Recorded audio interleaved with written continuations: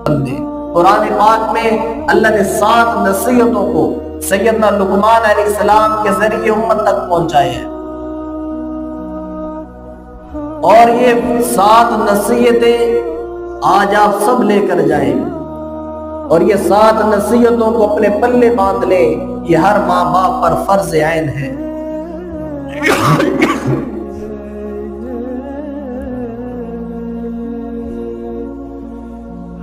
سب سے پہلا جو سبق ماں باپ کو اللہ نے دیے نا تربیت کے حوالے سے، قرآن پاک میں اللہ رب العزت فرماتے ہیں یا بنی لا تشرک باللہ، کہ اپنے بچے سے پوچھ کہ اے میرے بیٹا شرک نہ کرنا، لا الہ الا اللہ اس کے دل میں اتار، یہ تیری ذمہ داری ہے۔